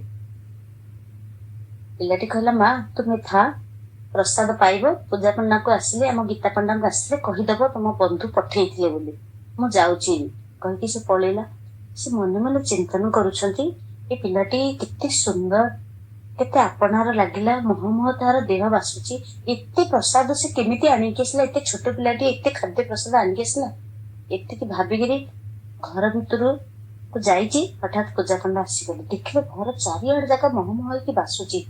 ଏତେ ସ୍ଵାଦିଷ୍ଟ ପ୍ରସାଦର ବାସ୍ନାରେ ପୁରା ବିଭୋର ହେଇଥିଲେ। ପଚାରିଲେ, ଏ କଣ ସବୁ କୋଉଠୁ ଆସିଲା? ନାକି ଆଶ୍ଚର୍ଯ୍ୟ କଥା, ତୁମ ବନ୍ଧୁ ପରା ପଠେଇଛନ୍ତି ତୁମ ପାଇଁ। ସେ ଆଶ୍ଚର୍ଯ୍ୟ ହେଇଗଲେ, କହିଲେ ତୁମ ପାଇଁ ଯିଏ ଆଣିକି ଆସିଥିଲେ ତାଙ୍କୁ ରହିବାକୁ କହିଲନି? ନା, ତାଙ୍କୁ କହିଲେ ରହିବା ପାଇଁ, ହେଲେ ସେ ପିଲାଟି ଖାଇବା ପାଇଁ ମଙ୍ଗିଲାନି। ନା କାହିଁକି? ନା ତା ଜିଭରେ 3 ଗୋଟି ଗାର ପଡିଥିଲା। ଆରେ କଣ କଲ? ସେ ଦେଖିବାକୁ କେମିତି? ସେ ବର୍ଣ୍ଣନା କରୁଛନ୍ତି। ଶ୍ୟାମଳ ବର୍ଣ୍ଣ, ପାଟ ପିତାମ୍ବରୀ ପିନ୍ଧିଥିଲା, କୁଚୁକୁଚିଆ ଚୂଳଟି ହେଇଛି, ଡଉଲ ଡାଉଲ ମୁହଁ, ଦେଖିଥିଲେ ପୁରା ମନ ମୁଗ୍ଧ ହେଇଗଲା। ମୁଁ ଖାଇନି ବୋଲି 2 ଦିନ ହେଲା ମୋ ମନ ଭିତରେ ରହି ସେ ପିଲାଟିକୁ ଛୁଁ ଛୁଁ ମୋ ମନରେ ଆନନ୍ଦ ଆସିଗଲା। ତାକୁ ଦେଖୁ ଦେଖୁ ମୋର ପ୍ରେମ ବଢିଗଲା। କିନ୍ତୁ ତା ପିଲାଟିର ପାଟିରେ ଏମିତି ଦେଖିକି ମୁଁ ବହୁତ ଦୁଃଖିତ ହେଇଯାଇଛି। ତାପରେ କିଛି ସମୟ ପରେ ସେ ପିଲାଟି ପଳେଇଲା। ଏଇ କଥା ଯେତେବେଳେ କହିଛନ୍ତି, ସେଇଠି ପୁରା ଚେତାଶୂନ୍ୟ ହେଇକି ପଡିଯାଇଛନ୍ତି ପୂଜା ପଣ୍ଡା, ଗୀତା ପଣ୍ଡା। ପଡିଗଲା ପରେ ହଠାତ୍ ତାଙ୍କ ପତ୍ନୀ ପଚାରୁଛନ୍ତି, କଣ ହେଲା? ସେ ତାପରେ କହିଲେ, ତୁମେ ଯାହାକୁ ଦର୍ଶନ କଲ ସେ କିଏ ଜାଣିଛ? ନା କିଏ? ସେ ଛୋଟ ବାଳକଟିଏ କି ତୁମ ସାଙ୍ଗ ପରା ପଠେଇଥିଲେ? ନାଇଁ ନାଇଁ, ମୋର ଯୋଗକୁ ବହନ କରିବା ପାଇଁ ଯିଏ ଆସିଥିଲେ ସେ ସ୍ୱୟଂ ଭଗବାନ, ସେ ବାଳକ ରୂପରେ ଆସିଥିଲେ। ଆଉ ଜାଣିଛ, ତାଙ୍କ ଜିଭରେ ଯୋଉ କଟା ହେଇଥିଲା, ତୁମେ ବହିରେ ଯୋଉ 3 ଗାର ଟାଣି ଦେଇଥିଲ ନା, ସେ ଆଘାତ ଭଗବାନ ନେଇଗଲେ। ବୁଝିପାରିଲ ତୁମେ କେତେ ପୁଣ୍ୟ କରିଥିଲ, ଯେ ତୁମେ ବର୍ତ୍ତମାନ ମୁଁ ସବୁ ପୁଣ୍ୟ ଅର୍ଜନ କଲି। ମୋର ବିଶ୍ୱାସ ଥିଲା, କିନ୍ତୁ ତମର ବିଶ୍ୱାସ ନାହିଁ। ଦେଖ ତୁମେ କେମିତି ଆଘାତ କଲ। ସାଙ୍ଗେ ସାଙ୍ଗେ ଯୋଗକ୍ଷମ ବହନ କରିବା ପାଇଁ ଭଗବାନ ନିଜେ ପଳେଇ ଆସିଲେ କହିକି ତାଙ୍କ ପତ୍ନୀଙ୍କ ପାଦ ତଳେ ମୁଣ୍ଡ ଥୋଇ ଦଉଛନ୍ତି। ଏ ସାଧାରଣ ଗଳ୍ପ ନୁହେଁ, ଏଇଟା ହଉଛି ଗୋଟେ ସ୍ୱତନ୍ତ୍ର ଭାବନାର କଥା। ତ ଯୋଗକ୍ଷେମ ବାହାନ୍ୟହମ୍, ଯୁଗେ ଯୁଗେ ସେଟା ରହିଯାଇଛି। ତେଣୁ ଭଗବାନଙ୍କୁ ଆମେ ଯଦି ବିଶ୍ୱାସ କରୁଛେ, ଜୀବନ୍ତ ଅନୁଭବ କରୁଛେ, ସେ ସାକ୍ଷାତ ଆମ ସାମ୍ନାରେ ଅଛନ୍ତି। ତେବେ 38 ଶ୍ଲୋକକୁ ଯିବା। କଚ୍ଚିରିନୋ ଭୟ ବିଭ୍ରଷ୍ଟ ଶିର୍ନାଭ୍ରାମି ବନସ୍ୟତି ଅପ୍ରତିଷ୍ଠୋ ମହାବାହୋ ବିମୂଢ ବ୍ରହ୍ମଣ ପଥି। ଅନ୍ୟ ହେଲା, ମହାବାହୁ, ହେ ମହାବାହୁ, ଅପ୍ରତିଷ୍ଠିତ, ସଂସାର ଆଶ୍ରୟ ବିରହିତ, ବ୍ରହ୍ମଣ ପରମାତ୍ମା ପ୍ରାପ୍ତି, ପଥି ଅର୍ଥାତ ମାର୍ଗରେ, ବିମୂଢ ଭୟ ବିଭ୍ରଷ୍ଟ, ମୋହିତ ଅର୍ଥାତ ବିଚଳିତ ହେଇ, ଏଇ ରୂପରେ ମାନେ ଉଭୟ ଦିଗରୁ ଭ୍ରଷ୍ଟ ହୋଇଥିବା ସାଧକ, ଛିର୍ନା ଭ୍ରମ ଇବ ଅର୍ଥାତ ଛିନ୍ନ ବିଚ୍ଛିନ୍ନ ବାଦଲ ଖଣ୍ଡ ପରି, କଚିତ ନ ପଶ୍ୟତି ନଷ୍ଟ ହୋଇଯାଏ ନାହିଁ ତ। ତାର ସାଧାରଣ ଅର୍ଥ ହେଲା, ହେ ମହାବାହୁ, ସଂସାର ଆଶ୍ରୟ ବିରହିତ, ପରମାତ୍ମା ପ୍ରାପ୍ତି ମାର୍ଗରେ ମୋହିତ ଅର୍ଥାତ ବିଚଳିତ, ଏଇ ରୂପରେ ଉଭୟ ଦିଗରୁ ଭ୍ରଷ୍ଟ ହୋଇଥିବା ସାଧକ ଛିନ୍ନ ବିଚ୍ଛିନ୍ନ ବାଦଲ ଖଣ୍ଡ ଭଳି ନଷ୍ଟ ହୋଇଯାଏ ନାହିଁ ତ। ତାର ବ୍ୟାଖ୍ୟାରେ ଆମେ ଅନୁଭବ କରିବା ଯେ ଅର୍ଜୁନ ପୂର୍ବ ଶ୍ଲୋକରେ କହିଲେ କାଂ ଗତି କୃଷ୍ଣ ଗଚ୍ଛତି, ଏଇ ପ୍ରଶ୍ନ କଲେ ନା। ତେବେ ଏଠି ତାର ଉତ୍ତରରେ କହୁଛନ୍ତି ଅପ୍ରତିଷ୍ଠ ମହାବାହୁ ବିମୂଢ ବ୍ରହ୍ମଣ ପଥି। ସେ ଜାଣି ଶୁଣିକି ସାଂସାରିକ ପ୍ରତିଷ୍ଠାରୁ ବଞ୍ଚିତ ହେଲା, ଅର୍ଥାତ ସାଂସାରିକ ସୁଖ ଆଉ ସାଂସାରିକ ଆରାମ, ଆଦର, ସମ୍ମାନ, ଯଶ, ପ୍ରତିଷ୍ଠା, ଏଇ ସବୁ ପଛରେ କଣ କଲା ନା କାମନାକୁ ସେ ତ୍ୟାଗ କଲା। ଏଇ ସବୁ ପାଇବାକୁ ତାର ଉଦ୍ଦେଶ୍ୟ ରହିଲାନି।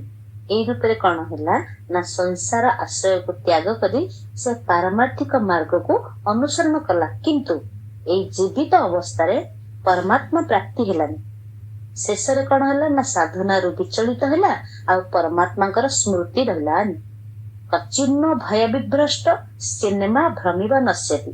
ସେଇ ସାଧକ ଏଇପରି ଉଭୟ ଦିଗରୁ ଯେତେବେଳେ ଭ୍ରଷ୍ଟ ହେଲା, ଅର୍ଥାତ ସାଂସାରିକ ଆଉ ପାରମାର୍ଥିକ, ଏଇ ଯୋଉ ଦିଟା ଏକ ଥିରୁ ବଞ୍ଚିତ ହେଲା, ସେତେବେଳେ ଛିନଭିନ ହେଇକରି ବାଦଲ ଭଳିକା ନଷ୍ଟ ହେଲା ନାହିଁ ତ। ଏଇଟା କହିବାର ତାତ୍ପର୍ଯ୍ୟ, ଯେପରି କୌଣସି ବାଦଲର ଛୋଟ ଖଣ୍ଡ ନିଜ ବାଦଲକୁ ଛାଡିଦେଲା, ଅନ୍ୟ ବାଦଲ ନିକଟରେ ପହଞ୍ଚିବା ପୂର୍ବରୁ ବାୟୁ କଣ କଲା ନା ମଝିରେ ମଝିରେ ତାକୁ ଛିନଭିନ କରିଦେଲା, ବାଦଲ ସବୁ ଖଣ୍ଡ ବିଖଣ୍ଡିତ ହେଇଗଲା।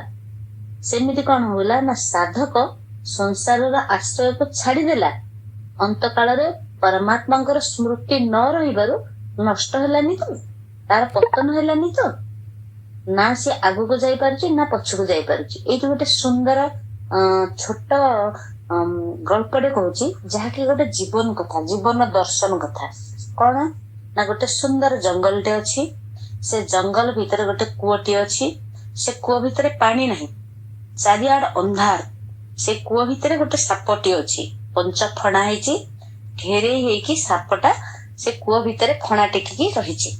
ଯେହେତୁ ଅନ୍ଧାର ହେଇଛି କିଛି ଦେଖାଯାଉନି, ଯେହେତୁ ଏଥିରେ ଜଳ ନାହିଁ, ସର୍ପଟି ଅଛି, ଅନ୍ଧାରରେ କଳା ରୂପଟା ଦେଖାଯିବ କି? ଦେଖାଯିବନି। କିନ୍ତୁ ଫଁ ଫଁ ଶବ୍ଦଟା ବାହାରକୁ ଶୁଣା ଯାଉଛି। ସେଇ କୂଅର ଉପର ଭାଗରେ ଗୋଟେ ହାତୀ ଅଛି। ତାର ଥୋଡ ପାହାଡଟା କଣ ହେଇଛି ନା ସେ କୂଅ ତଳୁକୁ ଲମ୍ବି ଯାଇଛି। ତାର ଦାନ୍ତଟା କଣ ହେଇଛି ଗୋଜିଆ ଗୋଜିଆ ଆଗକୁ ବଢିଛି। ସେଇ ଯୋଉ ହାତୀଟି ଥୋଡ ପାହାଡ ତଳକୁ ଲମ୍ବେଇଛି, କାହିଁକି ଥୋଡ ପାହାଡ ଲମ୍ବେଇଛି ନା ସେଇ କୂଅ ପାଖରେ ଗୋଟେ ଗଛ ଅଛି, ଯୋଉ ଗଛର ମୂଳ ନାହିଁ, କେବଳ ଡାଳ 2-3ଟା ପ୍ରସାରିତ ହେଇଛି କୂଅ ଆଡକୁ। ସେଇ ଡାଳଟା 2ଟା କଣ ହେଇଛି ନା ଗୋଟେ ଡାଳକୁ ଧରିଛି ଧଳା ମୂଷାଟେ, ଗୋଟେ ଡାଳକୁ ଧରିଛି କଳା ମୂଷାଟେ। ସେ ଡାଳକୁ କଟର କଟର କରିକି କାଟୁଛନ୍ତି। ଅନ୍ୟତ୍ର ଗୋଟେ ଡାଳ ଆସିକିରି ସେଇ କୂଅକୁ ଓହଳିଛି। ସେଇ କୂଅ ମୁହଁରେ ଗୋଟେ କଣ ହେଇଛି ନା ମହୁ କନ୍ଦାଟିଏ ଓହଳିକି ଅଛି। ସେଥିରେ ଭଁର ଗୁଡାକ ଶବ୍ଦ କରୁଛନ୍ତି। ମହୁ ଫୁଲ ଅଛି, ତେଣୁ ଭଁର ଗୁଡାକ ଲାଖିକି ରହିଛନ୍ତି, ମହୁମାଛି ଗୁଡା ଲାଖିକି ରହିଛନ୍ତି।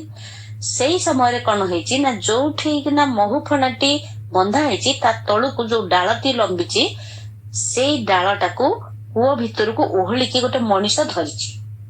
2ଟାକ ଡାଳକୁ। କୋଉ ଡାଳକୁ ନା ଯୋଉ ଡାଳରେ ଗୋଟେ ଧଳା ମୂଷା ଅଛି ଆଉ ଗୋଟେ ପଟେ କଳା ମୂଷା ଅଛି, ସେ 2 ଡାଳକୁ ଧରିକିରି ଓହଳିଛି। ତୃତୀୟ ଡାଳରୁ ସେଇ ମହୁ କନ୍ଦା ଭିତରୁ ଠୋପେ ଠୋପେ ମହୁ ତା ପାଟିରେ ପଡୁଛି। କି ଆନନ୍ଦ! ସିଆଡେ ମୂଷା କାଟିଲାଣି, ଡାଳ ପଡିଲା ମାନେ ତଳେ ସର୍ପ ଦଂଶନ କରିବ। ଯଦି ହାତୀ ଥୋଡ ପାହାଡରୁ ଉପରକୁ ଟେକିକି ନଉଛି, ତେବେ କଣ ହବ ନା ହାତୀ ତାକୁ ପାଦରେ ଚକଟି ଦବ। ତଳେ ପଡିଲେ ମରିବ, ଉପରକୁ ଗଲେ ବି ମରିବ। କିନ୍ତୁ ମଝିରେ ତାର ବାହୁବଳ ଯେପର୍ଯ୍ୟନ୍ତ ଅଛି ସେ ପର୍ଯ୍ୟନ୍ତ ସେ ଗଛକୁ ଦୃଢ ଭାବରେ ଧରିଛି। ଏଇଟା ହେଲା ଗୋଟେ ସୁନ୍ଦର ଗଳ୍ପ। ଏଇ ଗଳ୍ପ ଭିତରେ ଗୋଟେ ସୁନ୍ଦର ଉଦ୍ଦେଶ୍ୟ, ଗୋଟେ ଜୀବନ ଦର୍ଶନ ଅଛି। ଏଟାକୁ ସମ୍ପୂର୍ଣ୍ଣ ଭାବରେ ମନେ ରଖିଥିବ। ତ ଏଇ ସୁନ୍ଦର ସଂସାରଟା ହଉଛି ଗୋଟେ ଜଙ୍ଗଲ। ଏଇ ଜଙ୍ଗଲ ଭିତରେ କୂଅ। ଏଇ କୂଅଟା ହଉଛି କଣ ନା ଗୋଟେ ପରିବାର ଭିତରେ ଆମେ ଯୋଡିବା। ଗୋଟେ ଘର ଅଛି, ସେ କୂଅ ଘରଟା ଭିତରେ ଜଳ ନାହିଁ, ଅର୍ଥାତ ରସ ନାହିଁ। ଚାରିଆଡେ ଅନ୍ଧାର, ଅର୍ଥାତ ଅବିଦ୍ୟାରେ ପୂର୍ଣ୍ଣ। ତା ତଳେ ଅଛି କାଳିଅ ଫଣା, ଅର୍ଥାତ ମୃତ୍ୟୁ, କାଳ ସର୍ପ। ଉପରେ ଅଛି ହସ୍ତି, ଅର୍ଥାତ କାଳ ହସ୍ତି। ସେ ଉପରକୁ ଗଲେ ମରିବ, ତଳୁକୁ ଆସିଲେ ମରିବ। ଜନ୍ମ ହେଇଛି ମାନେ ମରିବ, ମରିଛି ମାନେ ପୁଣି ଜନ୍ମ ହବ। ଜାତ ସେହି ଧ୍ରୁବ ମୃତ୍ୟୁ, ଧ୍ରୁବ ଜନ୍ମ ମୃତସ୍ୟ ଚ। ତ ଯୋଉ ଡାଳ 2ଟା ଲମ୍ବି ଯାଇଛି, କଳା ମୂଷାଟି ହଉଛନ୍ତି ସୂର୍ଯ୍ୟ, ଦିନର ପ୍ରତୀକ। ଧଳା ମୂଷାଟି ହଉଛି ରାତ୍ରିର ପ୍ରତୀକ। ଯାହାକି ମାନେ ପ୍ରତି କ୍ଷଣରେ ଏଇ ଶରୀରଟା ଯୋଉ ତଳକୁ ଲମ୍ବି ଯାଇଛି, ଏ ଶରୀରଟା ପ୍ରତି କ୍ଷଣରେ ବଦଳୁଛି। ବାଲ୍ୟ ଥିଲା, ତାପରେ ଯୌବନ ହେଲା, ପୁଣି ବାର୍ଦ୍ଧକ୍ୟ ଆସିବ, ରୋଗାକ୍ରାନ୍ତ ହବ, ପୁଣି ମରିବ। ତେବେ ତା ବାହୁରେ ବଳ ଥିଲା ପର୍ଯ୍ୟନ୍ତ ସେ କଣ କଲା, ଗଛରେ ଓହଳିଲା। ସେଥିରୁ ଯୋଉ ମହୁଖନ୍ଦା ଟୋପେ ଟୋପେ ତା ପାଟିରେ ପଡୁଛି, ସେଇଟା ହେଲା ବିଷୟ ସଂସାର। ସଂସାରର କ୍ଷଣିକ ସୁଖରେ ସେ କଣ କରୁଛି ନା ମହୁକୁ ଠୋପେ ଠୋପେ ପାଇକି ଆସ୍ୱାଦନ କରୁଛି। ଏଇ କ୍ଷଣିକ ସୁଖ ପାଇଁ ଡାଳକୁ ଏତେ ସମ୍ଭାଳିକି ଧରିଛି, କିନ୍ତୁ ମୃତ୍ୟୁ ହଉଛି ଧ୍ରୁବ ସତ୍ୟ। ତେବେ ଏଇ ସମୟରେ କଣ ହଉଛି ନା ଉପରକୁ ଗଲେ ମୃତ୍ୟୁ, ତଳକୁ ଆସିଲେ ମୃତ୍ୟୁ। ଯେମିତି ବାଦଲ ଖଣ୍ଡ ଖଣ୍ଡ ହେଇଗଲେ ବିଜୁଳି ଆଲୋକରେ ବା ଘଡଘଡି ବିଜୁଳି ବାଦଲ ଏଇ ସମସ୍ତ ସଂଯୋଗ ହେଇଗଲା ପରେ ସୁନ୍ଦର ବର୍ଷା ଆସିଥାଏ, ସେମିତି ଏଇ ସଂସାର ଭିତରେ, ଏଇ ଜଙ୍ଗଲ ଭିତରେ, ଏଇ କୂପରେ ଜଳଶୂନ୍ୟ ଅବସ୍ଥାରେ, ଆଲୋକ ବିହୀନ ଅବସ୍ଥାରେ ଆମେ ରହିଛେ ପ୍ରତ୍ୟେକ ଜୀବ। ଅର୍ଥାତ ରସ ଶୂନ୍ୟ, ଆନନ୍ଦ ଶୂନ୍ୟ, ଆଲୋକ ଶୂନ୍ୟ, ଜ୍ଞାନ ଶୂନ୍ୟ। ଅଜ୍ଞାନତା ଭିତରେ ନିଜେ କଣ କରିଛେ ନା ଶୁଖିଲା କାଠ ଭଳିଆ ଅଛି। କେମିତି ନା ଅହଙ୍କାରକୁ ଜାବୁଡିକି ଧରିକି। ନୂଆ ନୂଆ କାମନା, ନୂଆ ନୂଆ ବାସନା, ସେଥିପାଇଁ ଆମକୁ ଦୁଃଖ ଆସୁଛି, କଷ୍ଟ ଆସୁଛି, ପ୍ରତିକ୍ଷଣ ବଦଳୁଛି, ପ୍ରତିକ୍ଷଣ ଦୁଃଖ ଆସୁଛି, ପ୍ରତିକ୍ଷଣ ସୁଖକୁ ଗୋଳେଇ ଗୋଳେଇ କେବଳ ଦୁଃଖର ପାହାଡରେ ଆମେ ଛନ୍ଦି ହଉଛେ। କିନ୍ତୁ ଦୁଃଖ ଆଉ ସୁଖ ଦିଟା ଆଗକୁ ଆମେ ନ ଧରିକି ତାକୁ ଯିଏ ତିଆରି କରିଛି ସେ ତିଆରି କଲା ବାଲାକୁ ଜପ ଧ୍ୟାନ ମାଧ୍ୟମରେ ଅଭ୍ୟାସ ଯୋଗରେ ବୈରାଗ୍ୟର ସୁନ୍ଦର ଜଳକଣିକାକୁ ଆଶ୍ରୟ କରିକି ଯଦି ଆମେ ବଞ୍ଚିବା ଜୀବନଟା ଆମର ଆନନ୍ଦମୟ ହବ। ତେବେ ଏଠି ଅର୍ଜୁନ ପଚାରୁଛନ୍ତି ଯଦି ବାଦଲ ଖଣ୍ଡ ଖଣ୍ଡ ହେଇଗଲା ପରେ ଅନ୍ତକାଳରେ ଆମେ ଯେମିତି ଛିନ୍ନ ଭିନ୍ନ ହେଇଗଲା ପରେ କୌଣସି ମାନେ ଖଣ୍ଡ କାହା ସହିତ କାହାର ମିଶିଲାନି, ଛିନ୍ନ ଭିନ୍ନ ହେଇଗଲା, ସେମିତି ସଂସାରର ଆଶ୍ରୟ ଛାଡିଲେ ପରମାତ୍ମାଙ୍କ ସ୍ମୃତିକି ଆମେ ଧରି ପାରିଲେନି, କିନ୍ତୁ ଏଇ ମଝି ମଝି ଅବସ୍ଥାଟା ଆମ ପାଇଁ ପତନ ହବ। ଆମେ କଣ କରିବା? ତ ବାଦଲର ଦୃଷ୍ଟାନ୍ତ ଏଠି ସମ୍ପୂର୍ଣ୍ଣ ଖାପ ଖାଉନି। କାହିଁ ଖାପ ଖାଉନି କହିଲ? ନା ଛୋଟ ବାଦଲ ଖଣ୍ଡଟି ଯେଉଁ ବାଦଲକୁ ଛାଡିଦେଲା ସେଇ ବାଦଲ ପାଖକୁ ଯାଉଥିଲା, ସେଇ ଦିଟା ଏକ ବାଦଲ ସହିତ ଛୋଟ ବାଦଲ ଖଣ୍ଡିକର ସଜାତୀୟତା ଅଛି। ଏଠି ତିନୋଟି ଯାକ ଜଡ। ଏମିତି ନା ସାଧକ ଯେଉଁ ସଂସାରକୁ ତ୍ୟାଗ କଲା ସେହି ସଂସାର ଆଉ ଯାହାକୁ ପାଇବା ପାଇଁ ଆଗେଇଲା ସେହି ପରମାତ୍ମା, ସିଏ ନିଜେ ହଉଛି ସାଧକ। ଏ ତିନି ଜଣ ହଉଛନ୍ତି ଏକ ଜାତିର ନୁହନ୍ତି। କାହିଁକି ନୁହନ୍ତି? ନା ତିନିଟା ମଧ୍ୟରୁ ସଂସାର ହଉଛି ଜଡ ଆଉ ପରମାତ୍ମା ଏବଂ ସ୍ୱୟଂ ହଉଛି ଚେତନ। ଏଣୁ ପୂର୍ବର ଆଶ୍ରୟ ଛାଡିଦେଲା, ପରର ଆଶ୍ରୟ ପାଇପାରିଲାନି। କେବଳ ଏଇ ଦୃଷ୍ଟିରୁ ଏଇ ଉପଯୁକ୍ତ ଦୃଷ୍ଟାନ୍ତଟାକୁ ନିଆଗଲା ବାଦଲ ସହିତ। ତ ଅର୍ଜୁନଙ୍କର ପ୍ରଶ୍ନ ଅଭିପ୍ରାୟ ହେଲା ଯେ ସାକ୍ଷାତ ପରମାତ୍ମାଙ୍କର ଅଂଶ ହୋଇଥିବାରୁ ଜୀବର କଦାପି ଅଭ୍ୟାସ ହେଇପାରେନି। ଯଦି ତା ଅନ୍ତରରେ ସଂସାରର ଉଦ୍ଦେଶ୍ୟ ଥାନ୍ତା ନା ତାହେଲେ ସଂସାରର ଆଶ୍ରୟ ଥାନ୍ତା। ତେବେ ସ୍ୱର୍ଗ ଆଦି ଯୋଉ ଲୋକ ଅଛି ବା ନରକକୁ ଯିବା କି ପଶୁ ପକ୍ଷୀ ଆସୁରି ଜମିକି ଯିବା, ଏଇ ପ୍ରକାର ଭାବରେ ଅନ୍ତରେ ଶେଷରେ ସଂସାରରେ ତ ରହିଥାନ୍ତା ନା। ସେ ସଂସାରର ଆଶ୍ରୟ ଛାଡିଲା, ଏପଟେ ପରମାତ୍ମା ପ୍ରାପ୍ତି ହିଁ ତାର ଉଦ୍ଦେଶ୍ୟ ଥିଲା। ମାତ୍ର ଯିଏ ଥିବା ଅବସ୍ଥାରେ କଣ କଲା ନା ପରମାତ୍ମା ପ୍ରାପ୍ତି ହେଲାନି କି ଅନ୍ତ କାଳରେ କୌଣସି କାରଣରୁ ଉଦ୍ଦେଶ୍ୟ ଅନୁରୂପ ସାଧନାରେ ସ୍ଥିର ହୋଇପାରିଲାନି। ତେବେ ପରମାତ୍ମାଙ୍କ ଚିନ୍ତନ ନ ହେବାରୁ ସେ କଣ କଲା ନା ସେଥି ମଧ୍ୟରୁ ମଧ୍ୟ ସେ ଭ୍ରଷ୍ଟ ହୋଇଗଲା। ଏଇ ଯୋଉ ସାଧକ ତାର ଗତି କଣ ହବ? ଏଇଠି ଯୋଉ ପ୍ରଶ୍ନଟା ପଚରା ହଉଛି ତାକୁ ଏତିକି ଆମେ ବୁଝିପାରିବା ଯେ ଆଗରୁ ବାଦଲର ଯୋଉ ଦୃଷ୍ଟାନ୍ତ ଦିଆହେଲା ତାର ଉପଯୁକ୍ତ ଅର୍ଥ ତ ଆମ ୟା ସହିତ କାହିଁ ମେଳ ଖାଉନି। ତ ବାଦଲ ଖଣ୍ଡଟି ଗୋଟିଏ ବାଦଲକୁ ଛାଡିକି ଅନ୍ୟ ବାଦଲ ଆଡକୁ ଗଲା, କିନ୍ତୁ ଅନ୍ୟ ବାଦଲ ନିକଟରେ ପହଞ୍ଚିବା ପୂର୍ବରୁ ମଝିରେ କଣ କଲା ନା ବାୟୁ ଆସିକି ତାକୁ ଛିନଭିନ କରିଦେଲା। ଏଇ ଦୃଷ୍ଟାନ୍ତରେ ଆମେ ନିଜେ ବାଦଲ ଖଣ୍ଡଟି ପ୍ରଥମ ବାଦଲକୁ ଛାଡିଲା ଏବଂ ନିଜର ପ୍ରଥମ ସ୍ଥିତିକୁ ଛାଡିଦେଲା। ଆଗ ବାଦଲ ସହିତ ପହଞ୍ଚି ନ ପାରିବାରୁ ସେ ଦିଟା ଆଗ କଣ ହେଲା ନା ନଷ୍ଟ ହେଇଗଲା। ସାଧକକୁ ଏବେ କଣ ହବ ନା ପରମାତ୍ମା ପ୍ରାପ୍ତି ହେଲାନି କି ପରମାତ୍ମା ପ୍ରାପ୍ତିରୁ ସେ ଭ୍ରଷ୍ଟ ବୋଲି ସେ କହିପାରିଲାନି। ନା ଭଗବାନଙ୍କୁ ଧରି ପାରୁଛି ନା ଭଗବାନଙ୍କୁ ନ ଧରିକି ରହିପାରୁଛି।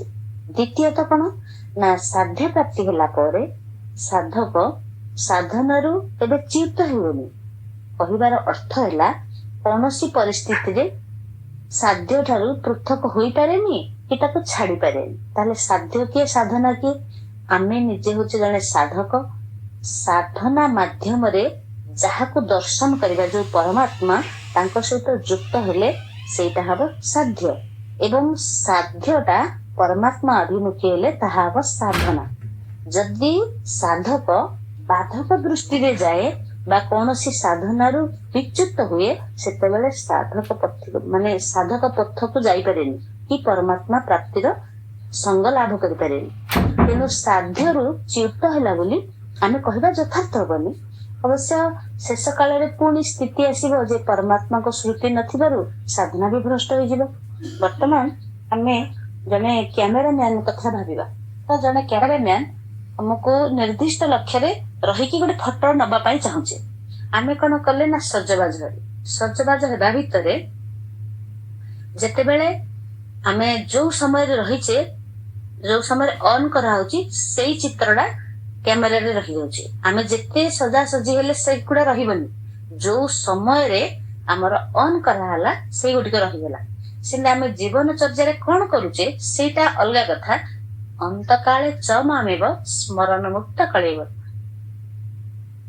शेष समय जो चिंतन करिबा से चिंतनर फल आमे अवश्य लाभ करि परिबा। एइथिପାଇଁ कि भगवान कहउचंती अभ्यास आउ वैराग्य ए दीटा कर जेते बेले चलिबा हम साधना स्थिर हो से संसार को त्याग करदेला परमात्मा प्राप्तिर साधनारू विचलित होला अर्थात कौन होला ना ताको मोह सृष्टि कला। तेबे 39 श्लोक रे एथे संदेह को मोचन करिबा पई अर्जुन भगवान को एथि एतने मे संशयं कृष्ण चेतुमर्यास शेषतः तदन्य संशयास्य चेता नाह्योपपद्यते।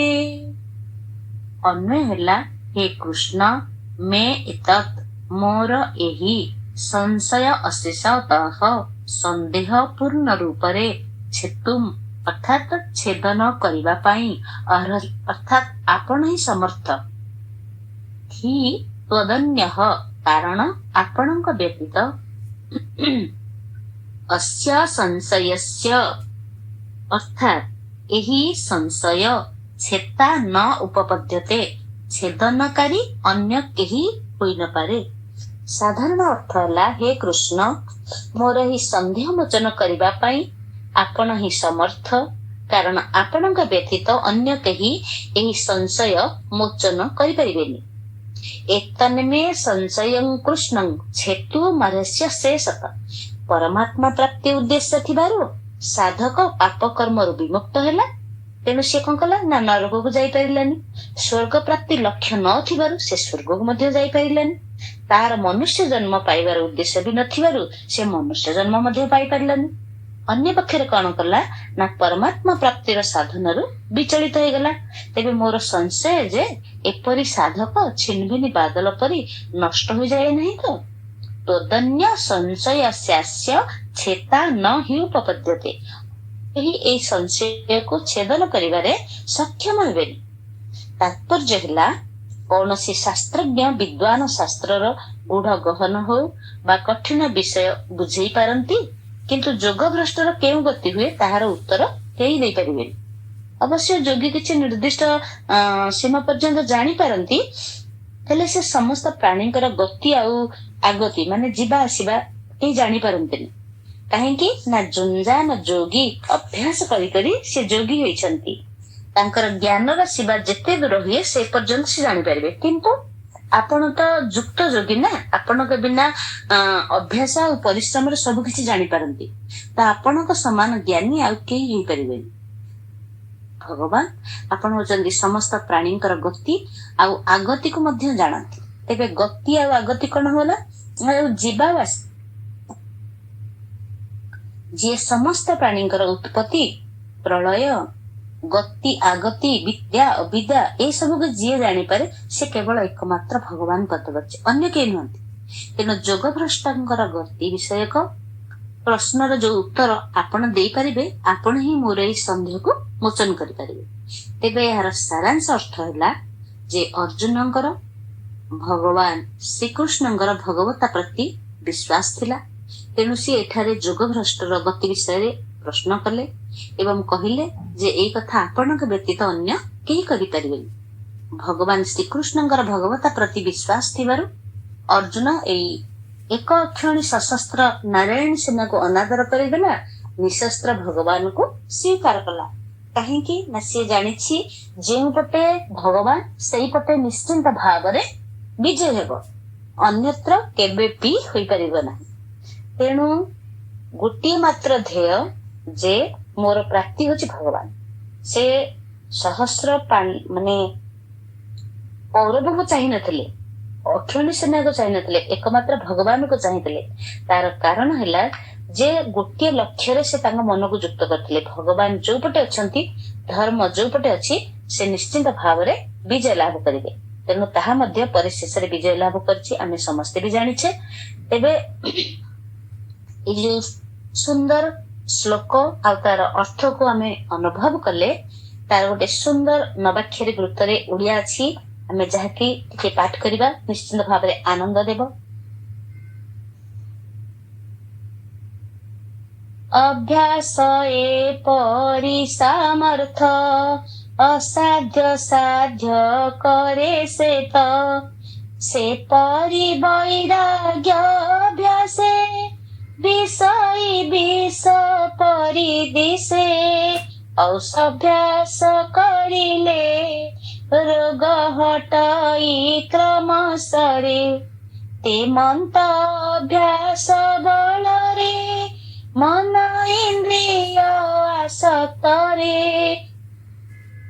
कहे नहीं न एहा तू बुझ हे अर्जुन आनिले वैराग्य जन्मई ऐसने जोग से लभई ते मंत अभ्यास बल रे फल भोगरु चित्त दूरे जा मन नहीं आयतरे जोग दुष्प्राप्यता पाखरे मन जे करी पारे बस जोग से लभई अवश्य যত্ন উপায় বুদ্ধি বলে কিবা সাধ্য মোহিতলে মোতে সমর্পি কর্ম মান মোতে করিণ সদা ধ্যান চিত্তକୁ একাগ্ରରେ আণ শরীর রক্ষা করি पूर्ण अहंकार को त्याग कर क्रमे चित्त को बस कर ए भावे जेबे कर्म कर सक्षम हे बसे जोगर अर्जुन उवाच मन इंद्रिय कुजे नर बसे न रखी निरंतर श्रद्धारे जोग अभ्यास मनर चंचलता पाई चित्तता जोग भ्रष्ट होई सिद्धि नही की गति पाई कर्म फले न थाई आशा एनु तनु हे स्वर्गवास आत्मज्ञानता न जाणई निर्वाण मुक्ति से न पाई उभय पथ भ्रष्ट हुए वैराग्य कष्ट भोगु थाए हुई ब्रह्म ज्ञान पथ कुहुड़ी पहरिला मत हे कृष्ण छिन्न मेघ जथा विनाश से की हुए तथा सर्वज्ञ अटुनाथ तु ही एणु मु पचारु अछई हे कृष्ण मोर ए संशय संपूर्ण भावे कर क्षय संसारे तुम्भ बिना केही न देखे समाधान पाई गोविंद गोविंद गोविंद पदुगळुछि मकरंद से मकरंद पान करी हेळे तरिले ब्रज नारी से ब्रज नारी पयरे मन मथाउ निरंतरे मन मो निरंतरे थाओ